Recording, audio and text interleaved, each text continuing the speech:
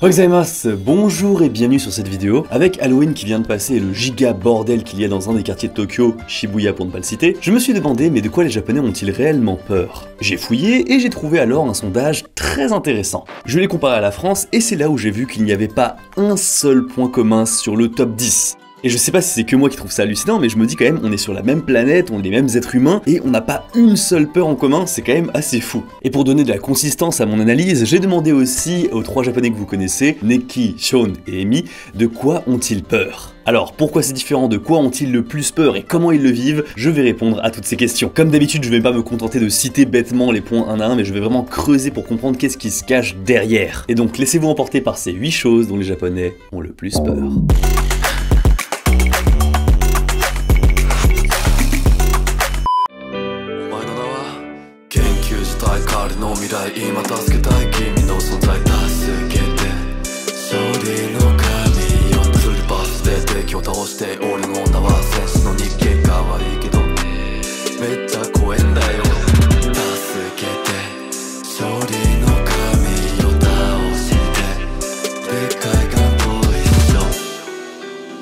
Un shooter avec des waifus, parce que bien sûr le surmonde, l'overworld en anglais, est attaqué par des raptures. Et vite, il faut que les déesses de la victoire nous sauvent.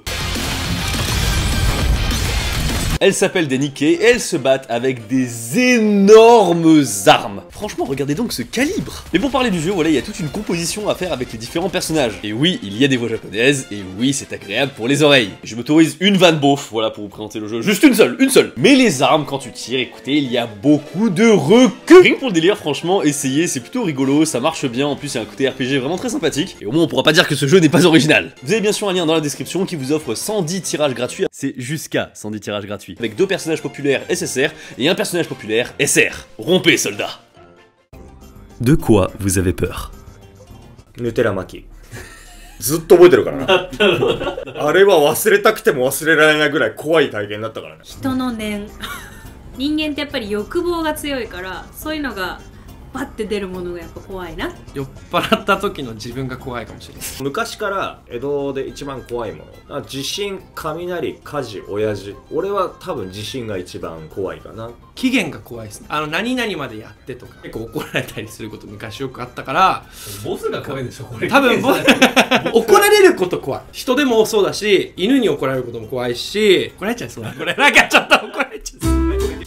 Le site Dimsdrive a fait une enquête au prix de 5563 japonais et 6302 japonaises, et à chaque fois ils ont vraiment fait les choses bien parce qu'ils ont pris des individus de moins de 20 ans, de plus de 60 ans, vraiment c'est très équilibré, ce qui fait que j'ai quelque chose de très complet avec différentes tranches d'âge, mais aussi par genre. Et je vais m'attaquer à la peur top 2, voilà, la deuxième du classement, et ce qui est intéressant c'est de voir que pour toutes les tranches d'âge et pour tous les genres, eh bien les japonais ont décidé de mettre ce point en deuxième place. Il s'agit des humains. Voilà une réponse bien philosophique. Écoutez, je ne savais pas que Jean-Paul Sartre était aussi populaire au Japon avec le fameux voilà, l'enfer, c'est les autres. Alors essayons de comprendre, ce qui est mis en lumière ici, c'est la peur de la relation avec les autres. Faire une erreur, mal se comporter, qu'on dise du mal dans leur dos. Et encore une fois, je vous rappelle que le poids de la société est beaucoup plus lourd au Japon qu'en France. La collectivité versus l'individualité, bref, ça vous connaissez. Et donc c'est cette peur qui pousse à l'isolement et dans certains cas extrêmes à devenir un hikikomori. Parce que le problème du jeu du relationnel, eh bien c'est qu'à moins d'être vraiment tout seul, eh bien il ne s'arrête jamais. Il est présent au travail, avec ses amis, avec son conjoint et même sur les réseaux.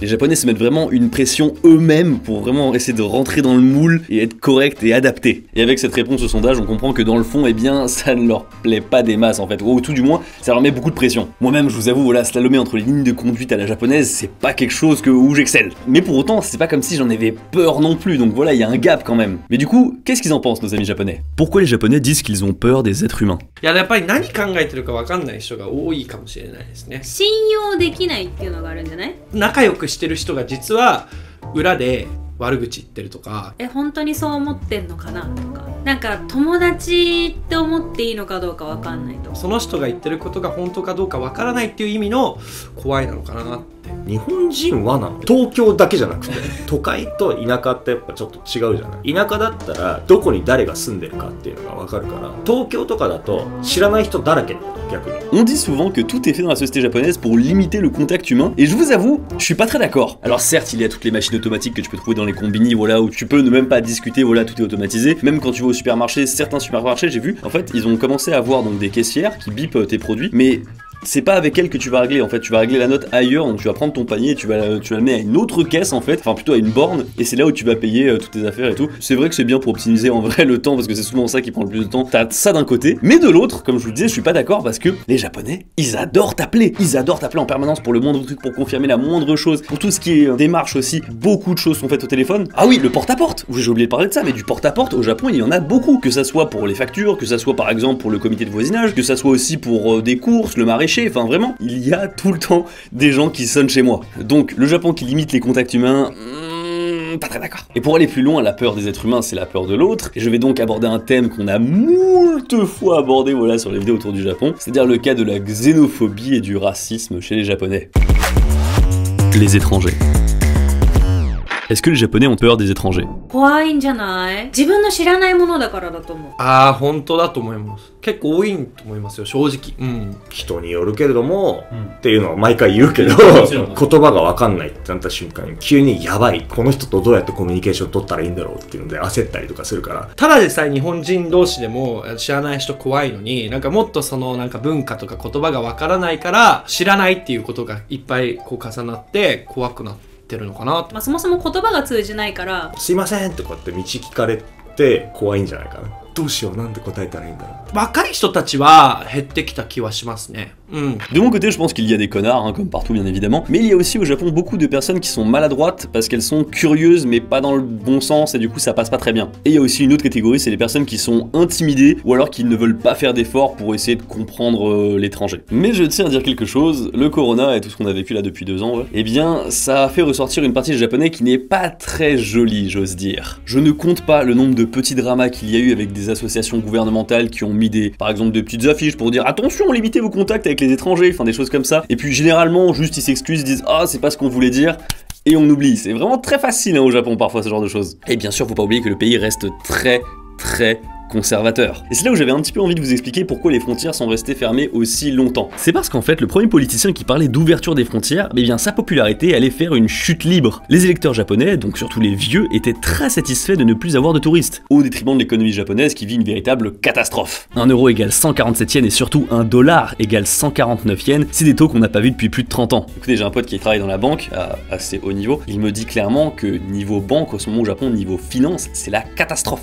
Mais visiblement, ça a pas l'air de déranger foncièrement le Japon, parce que par exemple le maire de Kyoto actuel, il a été réélu en disant qu'il n'y aurait jamais autant de touristes que quand il y avait l'ouverture des frontières, donc avant en 2019, tout ça, et les gens l'ont applaudi, pour ça, alors que c'est une ville qui vit mais beaucoup du tourisme. Et c'est triste de se dire que là ils s'en foutent de couler, ils veulent vraiment garder un peu ce côté conservateur. Et pourquoi ça a réouvert récemment? Eh bien c'est parce que les politiciens, bah, ils ont quand même conscience de le problème économique, mais ils peuvent pas aller à l'encontre du peuple, du coup ils étaient coincés. Donc il a fallu attendre qu'il y ait un énorme pic de cas de Covid au Japon pour dire bah écoutez regardez maintenant qu'on a beaucoup de cas ça ne sert plus à grand chose de fermer les frontières parce que c'était l'excuse qui arrangeait tout le monde de dire c'est à cause du corona voilà qu'on veut pas ça, c'était en partie vrai en partie faux. Et du coup vu qu'ils ont des cas alors que dans le reste du monde ça s'est calmé, et bien là ils avaient plus d'excuses pour dire bon bah maintenant on peut ouvrir les frontières, et c'est comme ça que on est arrivé à cette situation, ce qui est complètement hallucinant finalement parce que ils ont gardé les frontières fermées pour ne pas avoir de cas de Covid et finalement c'est parce qu'il y a trop de cas de Covid qu'ils ont ouvert les frontières. Bon, on va passer à une peur un petit peu plus légère. Cette fois, c'est une peur qui ne concerne que les femmes du sondage, écoutez, et elle est placée à la 9e position. Il s'agit bien entendu du meilleur ami de l'homme, les cafards.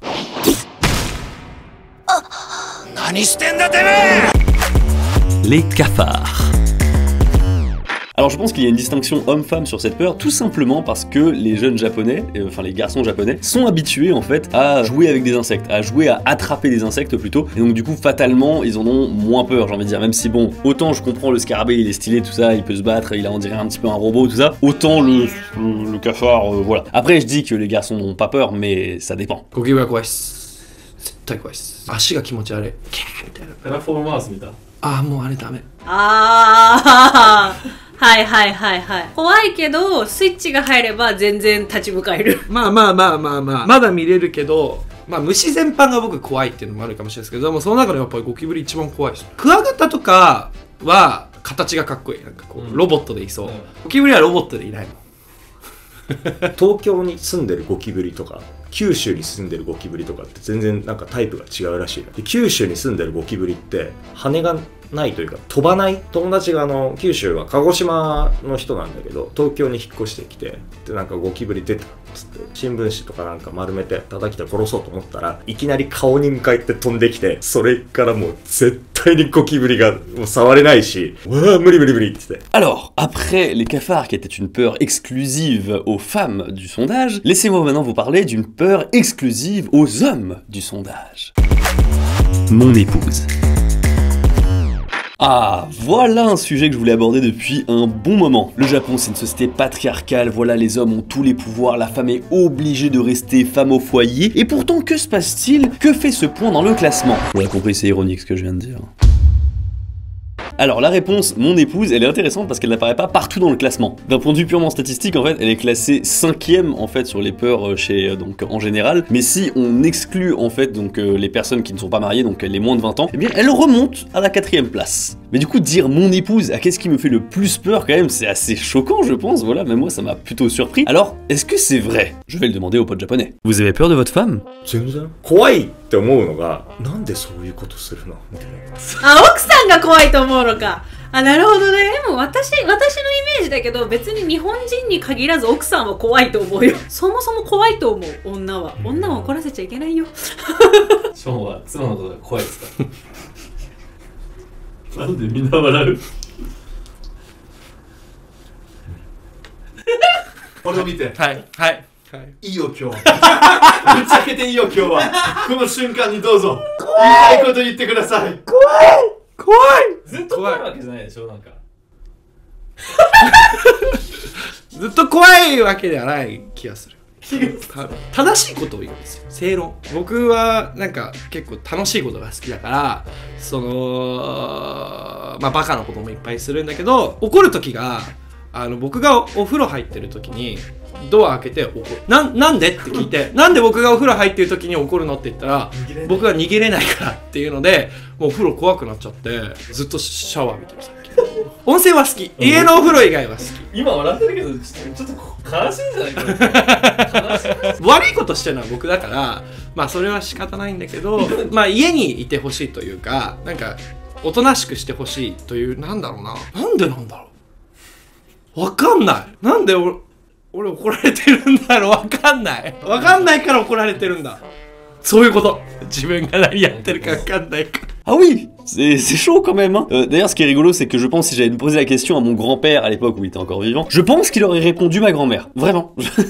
J'ai vraiment l'impression qu'avec le temps en fait le modèle de la femme japonaise devient beaucoup plus autoritaire. Et j'en rigole un petit peu comme ça mais en fait c'est pas un problème à prendre à la légère. Par là où j'habite il y a un salaryman, enfin un homme que je vois en fait qui reste dans sa bagnole mais 2-3 heures en fait parfois, juste j'imagine pour pas avoir à rentrer chez lui et à confronter sa femme. Et c'est ultra triste en fait. Au Japon on appelle ça la violence psychologique des femmes et selon les statistiques judiciaires de 2017, cette raison est passée de la 6e place en 2000 à la 2e place concernant les divorces au Japon. Il existe même un livre, Wife no Torisetsu, qui explique pourquoi les maris ont peur de leurs femmes. C'est un vrai phénomène au Japon. Alors j'ai regardé plusieurs forums et je crois avoir compris en fait que c'est dû à la distance qui se crée progressivement dans le couple japonais. En fait les femmes s'énervent parce qu'elles n'arrivent pas à créer un lien avec leur mari et du coup engueulent le mari et le mari en fait il réagit donc du coup à l'inverse de ce qu'il faudrait, c'est-à-dire qu'il lui donne plus de place. Il rentre plus tard, il ne va plus la confronter, il ne va plus communiquer et ça envenime le truc de fou. Donc on a un bon cercle vicieux. Après pour ce qui est du reste dans le bouquin il y a toute une analyse en fait de la méthode de fonctionnement du cerveau féminin par rapport au cerveau masculin et c'est pas mes propos, c'est le bouquin, c'est pas moi. Mais c'est quand même une incompréhension incroyable en fait, c'est la femme qui veut créer des liens, qui veut parler de quelque chose avec son mari, le mari qui ne saisit pas l'information et ça fait tout un imbroglio comme ça et c'est infernal. Et du coup le mari préfère faire des heures sup qui sont parfois inutiles en fait où il y a même pas de travail à faire, c'est juste qu'il va rester faire des heures sup pour ne pas avoir à rentrer ou alors il va aller boire des coups avec ses collègues. Et c'est là où ça devient intéressant parce que en fait c'est un phénomène qui devient contagieux. Parce que s'il va boire avec ses collègues, bah fatalement les collègues vont rentrer plus tard le soir et donc du coup peut-être que sa femme, enfin la femme du collègue va s'énerver plus souvent, il va devoir lui aussi boire avec ses collègues pour ne pas avoir à confronter sa femme. Encore un cercle vicieux. Et ce serait donc pour ça que les Japonais ont peur de leur femme. Donc voilà, c'est un des points les plus surprenants et vous inquiétez pas, j'ai gardé le meilleur selon moi pour la fin. Mais avant ça, quelques petits points. La jalousie. Quand on parle de jalousie, on pense tout de suite à un couple voilà qui se chamaille, mais la jalousie ça peut être aussi être envieux de l'argent de quelqu'un d'autre ou de son statut. Comment se traduit la jalousie au Japon? 昔付き合ってた女性がものすっごくジェラシー感じる人で、女優さんとかが映ってた、あの子可愛いよねって言ったら、何それみたいな。こいつ後で浮気したんだけど、自分が不安に思ってることって人にぶつけがちなんだよねって、自分が自信がないからじゃないのとは思う。結構やきもち焼きなんじゃないかな。海外の人だったらさ、挨拶でキスとかもあるし、ハグとか普通じゃん。それが嫌だって人めっちゃいるからね。それで別れたこととか結構あるし、私は仕事柄的にその芸能メインでやってた時、飲み会とかが多い。朝までなんて全然あるし、パートナーとかはこんな時間、11時とかさ、男がいるところに飲みに行って朝帰ってくるってどういうことみたいな。どこでやきもちを焼くかじゃなくって、どういうタイミングでそれを出すかだと思う。人前では普通にしてるけど、二人っきりになった時に今の何みたいなさのが日本人らしいなとは思う。僕はジェラシーないかもしれない。てか本当にないかもしれない。あ、全然大丈夫。問題ない。ソンが同じことやったら、いなくなってるとこの世からなんかいないとこの世にもう答えになってないなこれ。ポストで言ったら大丈夫？私それは結構許せる人。おーホストとキャバクラは許せる人。付属は許す。私は割と許せる。でもただご飯は食べたいけどパン食べたいみたいな時もあるじゃんきっと。だけど快くいってらっしゃいって言えるかどうかは別ですよ。なんかそのでもあーってなるけど、あ、ごめん言っちゃったって言ったら怒る？怒りはしない。そっかごめんってなる。どうすればいい？どうするっていうそっからの話する。予想外の予想外もう予想外すぎ。だってそれはさ人間の欲望だからしょうがない。なんか浮気は私の中の浮気って、そのちゃんとしたパートナーがいてその人に不義理をするのが浮気だと思うのよ。なんなら私も言ってみたいんだけどいいって言いたくなるもん。てかそういう話とかしたことある。うちの旦那ダメだから行かないけど。僕が多分ジェラシーを持たなくなった理由でもあって、中学と高校の時に長く付き合ってた彼女が日本人の彼女がいたんですけど、昔携帯ってガラケー公園でなんか一緒にベンチ座ってた時におばさんからメールが来て、でおばさんの名字が僕の名字じゃないから、まあ元気みたいな感じで来て、それを見たらポキッて折れた。その2つあった携帯を思いっきり2つバンって投げた。もともとジェラシー強いって分かってたから慣れちゃってたから、ジェラシーが携帯壊れちゃったって思っちゃったいやおばさんだよって言ったら、おばさんも女だって言われて、はい分かりましたそれは今の奥さんね。その後結局 3,4 年ぐらい。Ah, vous savez, la jalousie au Japon, c'est spécial, hein. Surtout qu'il y a ce délire dont je vous ai parlé la dernière fois sur les yandere, où certaines personnes sont prêtes à tuer leur partenaire pour qu'elles soient ensemble dans la mort. Et justement, très belle transition, voilà, je m'auto-félicite. Point suivant. La mort. La mort de soi-même et des autres arrive très très haut dans le classement, en 3e position. C'est intéressant de noter qu'elle est plus haute chez les hommes que chez les femmes. Encore une fois la réponse mon épouse, ah je vanne. Et aussi elle est plus élevée chez les moins de 30 ans en fait. C'est intéressant de voir qu'à partir de la quarantaine, eh bien on a moins peur de la mort. Et ma théorie en fait c'est que généralement à cet âge-là, on a vu au moins un de ses proches partir et du coup c'est un peu démystifié qu'est-ce que la mort. Pourquoi les Japonais ont tant peur de mourir? 怖いなっていうのは思ってて、死ぬことに対してどんだけ頑張って生きてても絶対ここに行くんだよね最後はって思うと、なんかこう、怖いっていうのがあるよ。どういうものを残していくかっていうのを考えたら、消えてなくなってしまうっていうことに対してはものすごく怖い。若いうちは自分の未来に対する理想が高いんじゃない？ 3,40 とか50、60とかの人もそうなんですけど、やりたいことまだできてないって結構みんな言ってて、自分の残したものがないから何も残ってないことが怖いのかなみたいな。 Les séismes. On remarque quand même que chez les moins de 20 ans et jusqu'à 30 ans en fait, c'est pas la plus grosse peur, mais à partir de 40 ans, eh bien ça devient vraiment la plus grosse peur et de assez loin. Dites-vous, ça marque tellement l'esprit des Japonais que les séismes, c'est une catégorie à part des catastrophes naturelles. Vraiment, ils séparent les deux.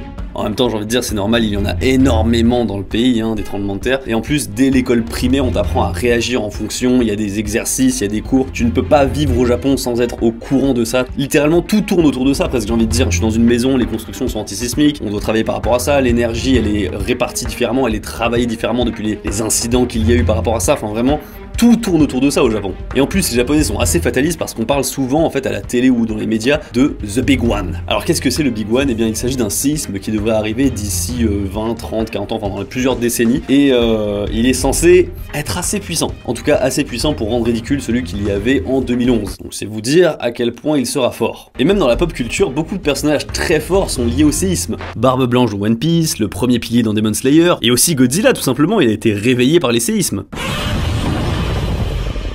Enfin bref, voilà, les séismes, peur numéro 1, mais je vous ai gardé de côté la peur numéro 4 des Japonais. 4, forcément le chiffre de la mort, et quelle peur a eu l'honneur d'être à cette place? Il s'agit des esprits. Je vous jure, une des peurs les plus importantes chez les Japonais, ce sont les esprits. Les esprits! Les fantômes. En japonais, on appelle ça des rei ou des yurei. Et ils ont donc peur des fantômes, mais premier degré. Pendant qu'en France, les deux plus grosses peurs, ce sont le chômage et l'insécurité, tu sens les préoccupations sont pas les mêmes. Tu sens qu'il y a un des deux pays quand même qui est plus détente que l'autre. Ah oui, d'ailleurs, selon le journal Le Monde, voici les 5 plus grandes peurs chez les Français. L'insécurité, le chômage, la grande pauvreté, la dégradation de l'environnement et le terrorisme. Vous comprenez maintenant avec les trucs que je vous ai donnés tout à l'heure que, bon, les Français et les Japonais, les préoccupations ne sont pas les mêmes. Et en fait, c'est assez simple de comprendre pourquoi il n'y a pas un seul point commun, en fait, c'est parce que déjà, l'insécurité au Japon, eh bien bon, on l'a assez rabâché, mais il n'y en a pas tellement. En tout cas, pas autant qu'en France. Ensuite, le chômage, eh bien pareil, c'est quelque chose qu'au Japon, on ne connaît quasiment pas. Alors, il y a d'autres problèmes, mais ça, en tout cas, on connaît pas. La grande pauvreté, on va dire qu'au Japon, elle est moins généralisée, même si elle existe. La dégradation de l'environnement, les Japonais sont clairement pas assez sensibilisés là-dessus. Et le terrorisme, c'est quelque chose qui voit de très loin, voilà, parce que le dernier en date au Japon, c'était en 1995. Et donc, pour en revenir à cette peur des esprits, ça veut quand même dire que beaucoup de Japonais croient en l'existence des esprits. Dur comme fer. Selon certaines statistiques, ce serait un peu plus d'un Japonais sur 2. Et voir des stats comme ça c'est sympa, mais avoir un témoignage direct, c'est autre chose. Croyez-vous aux esprits? 幽霊はでもいてもおかしくないと思います。だってやっぱり日本人いっぱいストレス抱えてるから死んだらそのストレスで幽霊になっちゃいそう。なんか呪術廻戦的な。あ、そうそうそう。全然全然。今もう引っ越したんだけど、前に住んでたアパートがすごい歴史がありましたよ。一家全員を殺した後に家に火をつけて自分も自殺した。じゃあ明日から借りますっていうの嫌だけど、そういうオカルトとか大好きなのよ。見たことがないからとりあえず信じないよっていう感じではある。見たことあるから。私が住んでた家とかが結構出る家だったりとかしてたから、真夜中に家に私ピアノ習ってたからあったんだけど、急に夜中に同じ音だけ永遠同じテンポで叩く音が聞こえたりとか、普通に寝てるんだけど、いろんな方向からいろんな性別、いろんな年齢の人にエミってひたすら名前呼ばれるとか。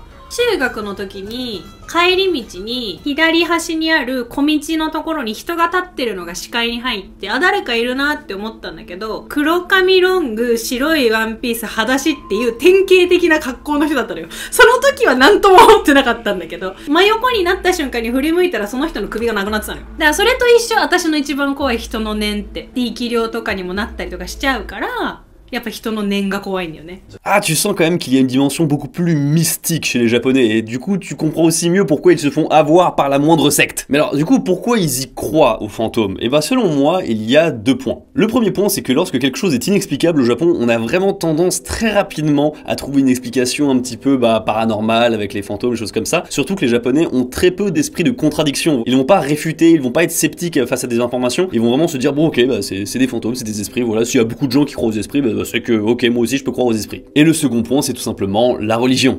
C'est incohérent de croire en l'existence des dieux shinto qui sont des esprits et de ne pas croire aux fantômes. Parce que c'est quand même quelque chose qui est enraciné très profondément dans la culture japonaise. Et oui, parce que la religion shinto au Japon, c'est quand même plus de 1000 ans d'histoire, donc ça va pas être évident de déraciner ça, non, clairement pas. Mais ça a des bons côtés, hein. Du coup on a des mangas formidables comme par exemple Jujutsu Kaisen, Shaman King ou encore Dandadan. Personnellement, je crois en l'existence de quelque chose qui est un peu au-dessus, voilà, qui est au-dessus de nous, mais je pense qu'ils ont autre chose à faire que de nous hanter ou apparaître sur des photos floues. Et justement, en parlant de photos, eh bien, les photos de fantômes au Japon, c'est ultra populaire. Vraiment, c'est un giga délire, il y a énormément de personnes au Japon qui y croient, et surtout, il y a 5% des Japonais qui prétendent en avoir une chez soi.